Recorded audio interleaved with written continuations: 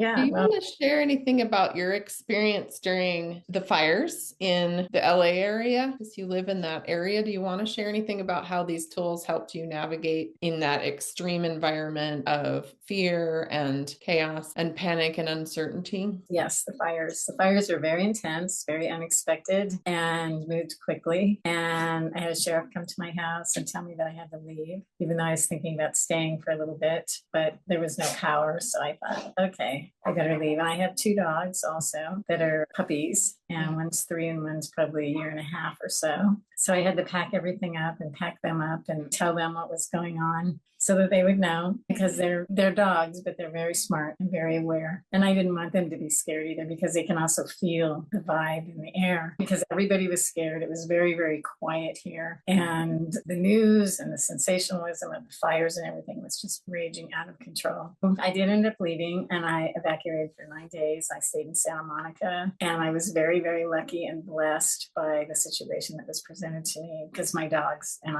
we had our own space. Yeah, you had a safe. And so it was really good. But it was really, I would say, emotionally, the energy in Los Angeles and the fear and everything, it was at a 10. Yeah, It was very, maximum yeah. No, intensity. and the news was not clear. You couldn't really tell. Like, I Right. didn't know my house was still here, because You didn't even they, know that whole time if your house yeah. was burned or not. Yeah. Yeah, especially the first couple of days, because they were saying the fire's coming into Topanga, and it's coming over the hill. And then all these places that I just love, that are, restaurants on PCH that are towards the bottom of the hill where I live, are gone. Wow. And so it was just really so much complete devastation and unbelievable. I still think it's unbelievable, and it's just really. Being able to ground during that whole time is Oh, huge. yeah. I can't imagine trying to make sense of anything or pack up and leave quickly, or the intensity of the collective fear and emotions going on without just being able to ground and let go and It's know very, your own energy and know your own space. yeah, it's very scary, and it's the energy of threat. It's like threat that something bad's going to happen. Right. And so the most important thing really is, again, to ground and to be in our own space. So I was, practicing my tools and grounding. And also I called in a lot of help angels, extended masters, all the light, basically. And I just surrounded my house and the whole area, everything around here, as much as I could, just energetically protecting it and protecting everybody to save their properties and not have the fire raging and destroying yet another community.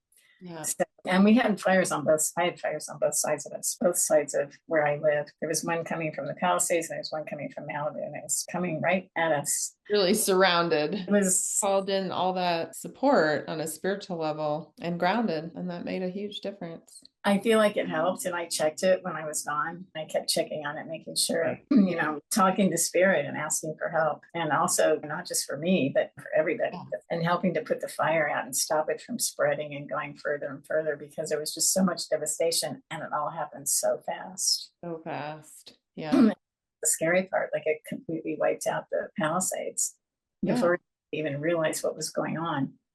Yeah, before people had a moment to even recognize it was happening, because I'm sure there's so many people in the LA area who do know how to ground, who do have a spiritual practice that enabled them to respond right in a supportive way, right? To not just go into complete chaos with the chaotic energy, but and so for people to not even know it's happening, and already by the time they find out, there's whole neighborhoods gone. Right. Yeah. That contributes to the fear, because like you said, it's this threat energy, like something's going to happen. Yeah, it's very uneasy. Unbelievably. I mean, it's taken me a while just to even calm down myself. It's such a huge impact on your nervous system. And then it's not like you left, you're still in the area, right? So you're still in that collective field of trauma that is still there, because not everybody does know how to let go of energy or shift the energy or heal from that. Yeah, it's a big deal. Any type of trauma, whether it's something like that, natural disasters. We've all been through traumas. I don't think there's very many people on the planet that haven't been through something. It's part of the human experience. Yeah, exactly. And it's about not letting it ruin your life. It's like we all have to move forward. We all have to pick ourselves up and say, what can I learn from this, or just coming to peace with it? Right, exactly. I know the lucky ones because I didn't lose my house, and I'm very grateful for that. And I have a lot of compassion for the people who lost their livelihoods. They lost everything. And like you said, so suddenly.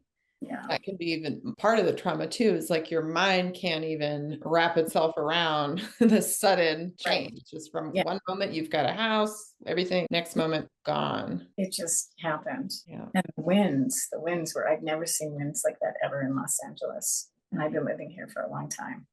Yeah.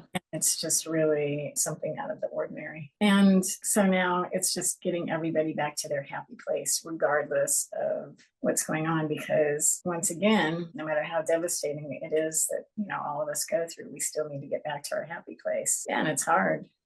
Yeah, and it might sound awkward or awful to say this, but sometimes when we lose everything on a material level, we recognize that there's something within us that can't ever lose anything.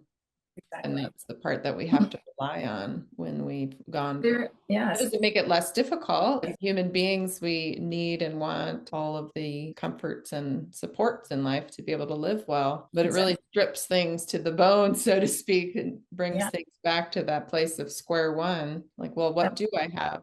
Absolutely. I have myself and my inner strength. I have spirit with me to guide those next steps. Absolutely. It brings the community together too. I just this in watching, what happened in Maui and just other natural or unnatural disasters.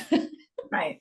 That happen where there's just so much instant devastation and loss. The community comes together, people come together. Yes, absolutely. The local community and the more global community to support everyone. And that's another silver lining, so to speak. I know sometimes it's hard to talk about the positives when people are in that devastation, but it does show people what's real, the love and the support and the community.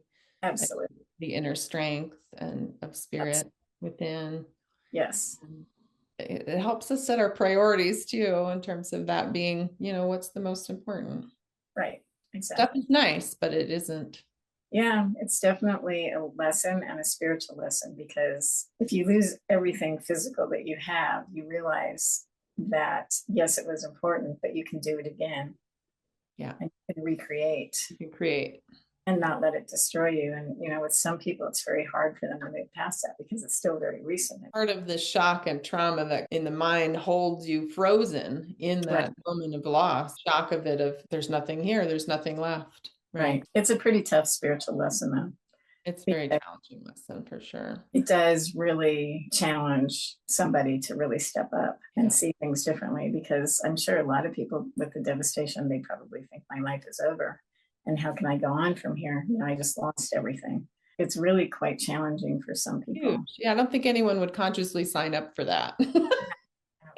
No one's wishing that upon themselves. Yeah, definitely not. No, it's tough. It really is. And it's just really, again, going back to not allowing a situation or an experience to ruin the rest of our lives, right? Because something devastating happens. But also, I think it helps people realize that I'm okay.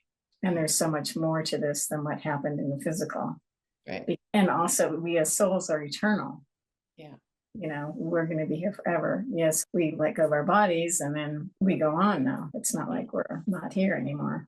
That's a lot of also with spiritual awakening that people realize, is that, oh, I've done this before and I'm going to probably do it again. And it's all an experience. And then it's also having our mastery so that we're not attaching to these experiences that happen to us and we think are ruining our lives, like the event of a fire, because it really can ruin your life. It can. Right. It's kind of up to you. Are you going to let it ruin your life, destroy your ability to move forward and create something new? Are you going to get stuck in that? Yeah. Because it is easy to get stuck in the trauma. It's very compelling and very jarring and very compelling energy of like, this is, horrible and there's nothing else. Right. Exactly.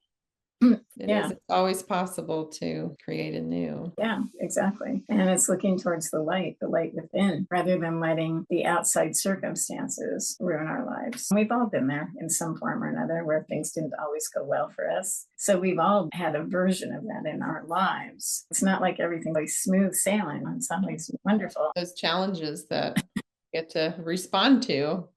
Exactly. Our creativity and awareness.